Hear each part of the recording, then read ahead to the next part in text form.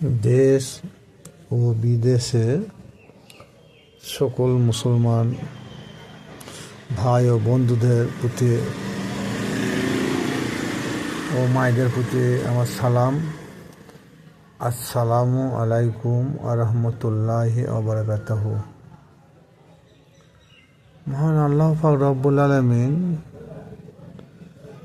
সমগ্র কোরআন শরীফের মধ্যে এমন একটা আয়াত নাজিল করেছেন, সেটা আমাদের সকলের কাছে পরিচিত। সেটা হলো আকিমুস সালাত ওয়া আতুজ যাকাত।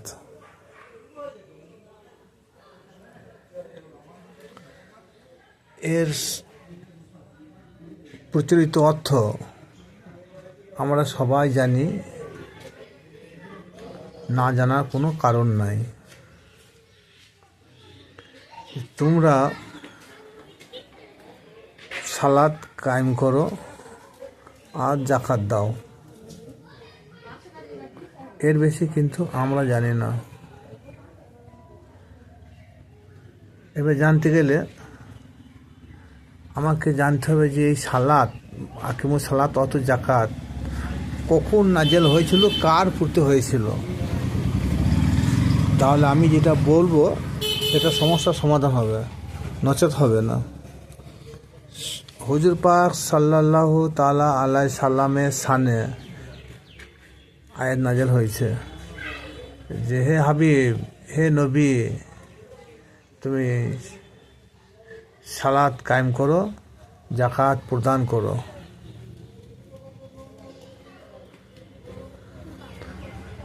যাকাত প্রদান বলতে গেলে আমরা যেটা জানি যে ধন সম্পদ থাকলে তার যাকাত লাগবে। যেমন 20 টিন ধানে 1 টিন ধান লাগবে, 20 মিন ধানে 1 মণ ধান লাগবে। যদি কারো 20 বস্তা ধান হয় সেখানে 20 বস্তায় 1 বস্তা লাগবে। যদি কারো 20 কুইন্টাল হয়, 20 কুইন্টালে 1 কুইন্টাল লাগবে। তারপরে যদি কারোর টাকা সঞ্চয় থাকে ব্যাংকে, সেই টাকা সঞ্চয় থাকলে শতকরা 2.5 টাকা। এবার যাদের লাখ লাখ টাকা আছে সেই পরিমাণ হিসাব করে তা যাকাত কে দিচ্ছে, কে দিচ্ছে না, এটা তো প্রচলিত হিসাব।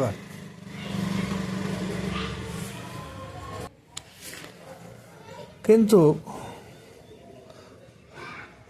সালাতের সঙ্গে নামাজ যাকাতকে জড়িয়ে দিয়েছেন। তো যখনই সালাত আদায় করতে হবে তখনই যাকাত দিতে হবে। এটা যে তাই হলো, কিন্তু আমাদের ধন সম্পদের যে যাকাতের কথা আমরা শুনতে পাই, 7.5 ভরি সোনা হলে তার সেই পরিমাণে টাকার মূল্য যা হবে সেটাও শতকরা 2.5 টাকা হিসেবে যাকাত দিতে হবে। যদি রূপো থাকে 52 ভরি ঊর্ধ্বে যদি থাকে, তা সে 52 ভরি সোনার রূপোর যা মূল্য, সে মূল্য হিসাব করে শতকরা 2.5 টাকা যাকাত দিতে হবে। এগুলো কিন্তু সবই হাদিস। কিন্তু যাকাত কথাটা কে বলেছে? নবী বলেছে যে তোমাদের যাকাত লাগবে। নবী বলে নাই, আল্লাহ পাক রব্বুল আলামিন নবীকে বলতে বলেছে। নবীর উপরে কোরআন নাজেল করেছে, আয়াত নাজেল করেছে। আর যদি আয়াত নাজেল না করতো তাহলে আল্লাহ নবী বলতেন কি বলতেন না, সেটা তার পরের কথা। কিন্তু আল্লাহ পাক রব্বুল আলামিন তিনি যে বলেছেন তোমরা সালাত কায়েম করো আর যাকাত প্রদান করো, সালাত করলেই যাকাত দিতে হবে। তাহলে আর সেটা ফায়সালা করলো হাদিস। হাদিস বললো না, নামাজের সঙ্গে তোমার সারা বছরে একবার জমি সম্পদে যা ধান ফসল সঞ্চয় হবে, অর্থ সঞ্চয় হবে, বছর শেষে একবার যাকাত দেওয়া কর্তব্য। এটা আমাদের চালু। কিন্তু একটু চিন্তা ভাবনা করলো না, যখনই আমরা সালাত করব তখনই আমাদের যাকাত দিতে হবে। কিন্তু এদিকে যে হাদিসের কথা যে বলা হয়েছে যে 20 টিন ধানে 1 টিন, 20 কুইন্টালে 1 কুইন্টাল, 20 বস্তায় 1 বস্তা, শতকরা 2.5 টাকা, সোনার উপর যদি বেশি থাকে 7 ভরি 7.5 ভরির, হ্যাঁ, আর 52 ভরি ঊর্ধ্বের উপর থাকলে সেই টাকার পরিমাণ হিসাব করে টাকা সেই জাকাত দিতে হবে। এগুলো সব হাদিসের কথা। তা হাদিসে কিন্তু জাকাত দিতে হবে কথা বলে না, কিন্তু কোরআনে জাকাত এসেছে, সেই জাকাতের কথাটা তুলে ধরে হাদিস তার ফাইসলা করে দিয়েছে। কিন্তু কী করলো ফাইসলা, যে এটা অর্থ সম্পদের জাকাত। তাহলে সেই জাকাত হয় বছরে একবার, কিন্তু নামাজের সঙ্গে যে জাকাতের কথা আল্লাহ বলল, এটা কোন জাকাত? অথচ এই আকিমুস সালাত অত জাকাত কোনো ব্যক্তির মাপ নেই, সে কানা হোক আর খোঁড়া হোক আর ভিখারি হোক। কিন্তু ইসলামে যে 5টা রুকুন, তার মধ্যে 3টি ফরজ করা হয়েছে সবার জন্যে, আর 2টো সবার জন্য ফরজ করা হয় না, হজ আর জাকাত। আমরা সবাই জানি যে ইসলামে 5টা রুকুন হচ্ছে কলমা, নামাজ, রোজা, হজ, জাকাত, এইটা ফরজ। কিন্তু না, এটা ফরজ নয়, সবার জন্য ফরজ নয়। 3টি সবার জন্য ফরজ, আর 2টি সবার জন্য ফরজ নয়। যারা অর্থহীন, ভিখারি, কান্না, খোঁড়া, মিসকিন, তারা তো জীবনে ওই মক্কা মদিনা পৌঁছাতে পারবে না, তো তাদের জন্যে হজ ফরজ নয়। হজ ফরজ নয়, কিন্তু জাকাতও ফরজ নয়। অথচ সেই ব্যক্তি যখন একজন কানা, খোঁড়া, ভিখারি, মিসকিন, যখন একটা বিধবা মেয়ে, যার কোনো সম্বলই নাই, সে যখন সালাত আদায় করবে, তা সে কি দান করবে না সালাত আদায় করবে? এখানে ভাবার বিষয় আছে একটা। তাহলে দেখা যাচ্ছে না, আল্লাহ পাক রব্বুল আলামিন ভুল বলেন নাই, আমরা ভুল বুঝি। সেটা কি? আসলটাকে কোরআন দ্বারাই ফাইসলা করতে হবে। যদি অর্থ সম্পদের সোনার উপর জাকাত হয়, তাহলে কোরআন কী বলছে দেখা যাক। এটা তো নাহলে হাদিসে এসেছে। কোরআন কি বলছে সেটা দেখুন। অর্থ সম্পদের সোনার উপর দান করলে জাকাত কোরআন বোঝায় নাই। কোরআন কি বলেছে সেটা আসুন। সূরা মরিয়ম সম্ভবত 19 নম্বর সূরা 31 নম্বর আয়াত। এই আয়াতে মরিয়ম তো নয়, ঈসা আলাইহিস সালামকে উদ্দেশ্য করে বলা হয়েছে যে তিনি বলছেন, ঈসা আলাইহিস সালাম বলছেন যে মহান আল্লাহ পাক রব্বুল আলামিন আমাকে বরকতময় করেছে, আর যতদিন আমি জীবিত থাকব ততদিন আমি সালাত ও জাকাত আদায় করব। সে শিশু বাচ্চা, 3 দিনকার শিশু, তাহলে এই সালাদটা যদি মাথা ঠোকা হলো, আমরা যে প্রচলিত সালাদ করি ওই সালাদ নয়। শিশু বাচ্চা 3 দিন সে কী করে রুকু সিধে যাবে? মাথা মোটা মৌলবীরা কোনদিন গবেষণা করে না কোরআন গবেষণা না করি উল্টো পাল্টা লিখে দেয়নি বলে এটা হাদিসে বলেছে। হয়তো অনেকে রাগ হবে, রাগ করবেন, বাড়িতে করবেন,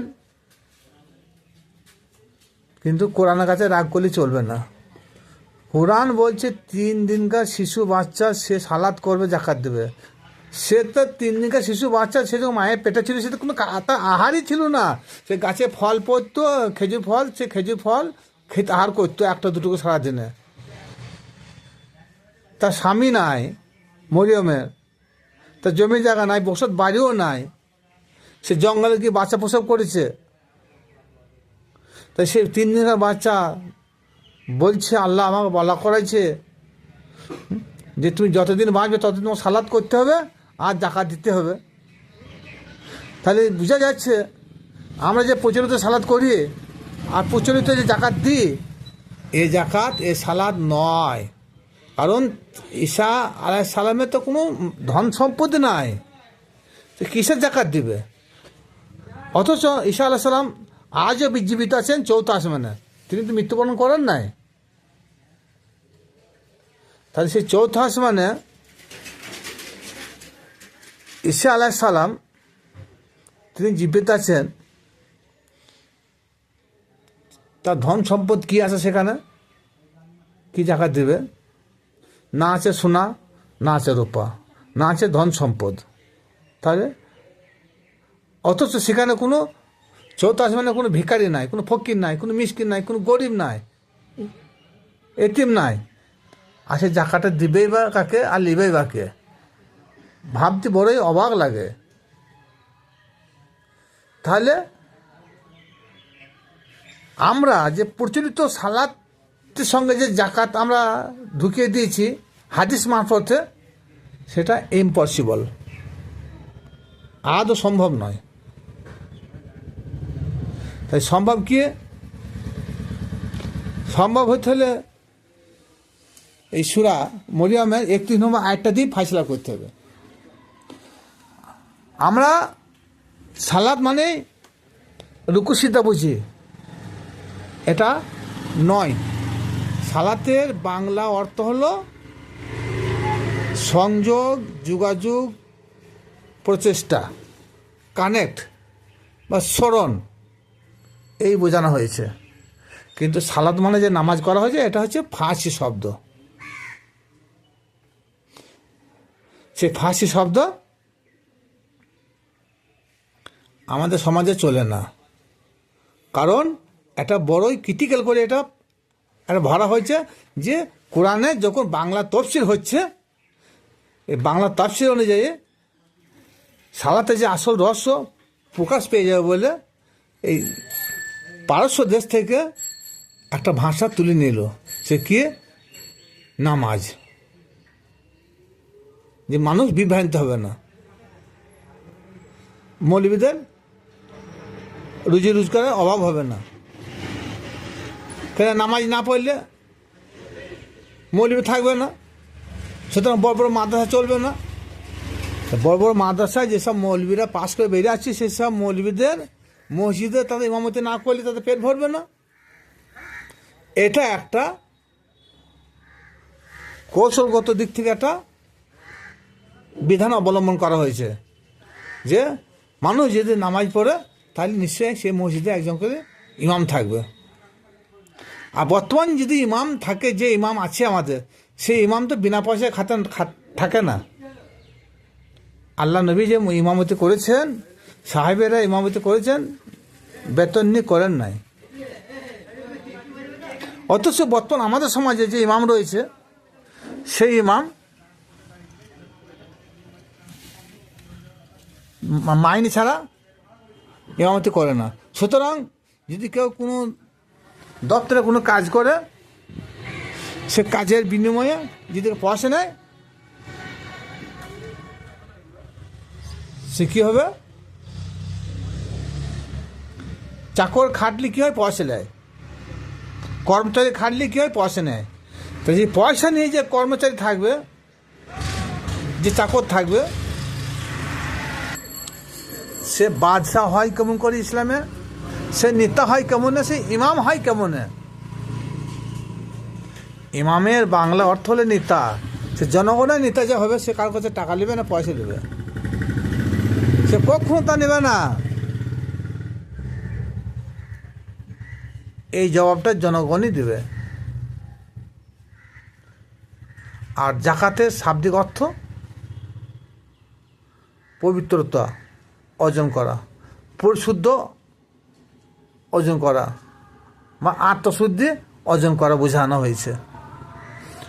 সুতরাং সুফিবাদের পক্ষ থেকে জাকাতের যে অর্থ, সে জাকাতের অর্থ বলা হচ্ছে তোমরা পরিশুদ্ধ হয়ে পবিত্রতা অর্জন করে সালাত কায়েম করো বা আল্লাহর সঙ্গে যোগাযোগ করো। আল্লাহর সঙ্গে যখন যোগাযোগ করতে হবে তখন একটা পবিত্র হওয়া চাই। একটা ভালো লোকের সঙ্গে যোগাযোগ করতে গেলে, যেমন আমাদের পাড়া গ্রামে আমাদের প্রচলিত সমাজ কী হয়, একটা কোনো আল্লাহর ওলি এলে, একটা ভালো জবরদস্ত আলেম এলে, সে অপবিত্র অবস্থায় তার হাতে হাত দেয় না, তার সঙ্গে কথাই বলে না। তো তদ্রূপ এখানে আল্লাহর সঙ্গে যে যোগাযোগ করব, কানেক্ট করব, তার সঙ্গে কথা বলবো, তো আমাকে পবিত্রতা অর্জন করে কথা বলতে হবে, আমার অন্তঃশুদ্ধি করতে হবে। আর অন্তরে গাদা ময়লা ভরা থাকলো আর আল্লাহর সঙ্গে দাঁড়াইলাম, আল্লাহ কথা শুনবে না। তাহলে সেই সালাত বা যোগাযোগ বা কানেক্ট কার সঙ্গে? সে মহান আল্লাহ পাক রব্বুল আলমিনের সঙ্গে। তার জন্য একটা বাংলা একটা হাদিসে বলা হয়েছে যে আর সালাতু মিনাজুল মুমিনিন, যখনই তোমার সালাত আদায় করবে না, তখনই সেই সালাতের মাধ্যমে মহান আল্লাহ পাক রব্বুল আলমিনের সঙ্গে যোগাযোগ বা সংযোগ বা কানেক্ট হয়ে যাবে। আর কানেক্ট হয়ে যাওয়া মানে সেই মহান আল্লাহ পাক রব্বুল আলমিনের দর্শন হয়ে যাওয়া, এটা সন্দেহের কোনো কারণ নাই। সালাতের বাংলা মানেটা যদি করে দেওয়া হয়, তাহলে আর মসজিদে কেউ আর সিদ্ধা রুকুতে যাবে না। এই সিদ্ধা রুকু করার জন্যে সালাতের বাংলা অর্থকে নামাজ বানিয়ে দিয়েছে।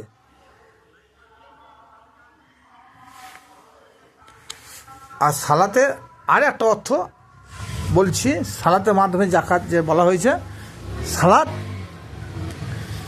সালাতে যখন আল্লাহ পাক রব্বুল আলমিনের সঙ্গে যোগাযোগ হয়ে যাবে, কানেক্ট হয়ে যাবে, তা আল্লাহ পাক রব্বুল আলমিন সে তো একটা নূর। তো যখন সালাতের মাধ্যমে যখন আমরা নূর কালেকশন করব, অর্জন করব, সেই নূরটাকে কি করতে হবে? ওপরের কাছে বিলিয়ে দাও, প্রচার করে দাও। কারণ আর এটাই হলো সব থেকে বড় জাকাত বা দান করে দাও, বা তাতে লোকে আত্মশুদ্ধ হয়ে যাবে, পরিশুদ্ধ হয়ে যাবে। আর যে কোনো একটা আল্লাহ ব্যক্তি সে যখন সে আল্লাহ দর্শন পাবে, কোন পদ্ধতি পাবে, কি করে হলো, তখন সেই দৃশ্যটা, সেই অনুকরণটা ছড়িয়ে দাও। ছড়িয়ে দিলে কী হবে?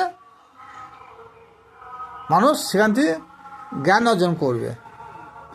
এইটাই ধান, চাল, টাকা পয়সা, সোনার উপর থেকে এইটা সব থেকে বড় জাকাত। যে আল্লাহর নৈকট্য লাভ হয়ে গেলে, আল্লাহর নূরের দর্শন হয়ে গেলে, সেটাকে তুমি অন্যর কাছে সে ছড়িয়ে দাও, বিলিয়ে দাও, প্রচার করে দাও। কিন্তু আমরা যে সালাতের মাধ্যমে যে জাকাতের কথা যেটা ভাবি, ওই জাকাত নয়। কিন্তু আমরা কোরআনে জাকাতের কথা বলেছে আর হাদিস দিয়ে জাকাতের ফায়সালা করি। এর থেকে আর কি বোঝাবো? যতটা পারলাম খুব সংক্ষিপ্ত বোঝালাম। তবে জাকাত আত্মশুদ্ধি, পরিশুদ্ধ হওয়া। সে পরিশুদ্ধ কি? আমার নিজের মধ্যে নাফসটাকে পরিশুদ্ধ করতে হবে সব দিকে।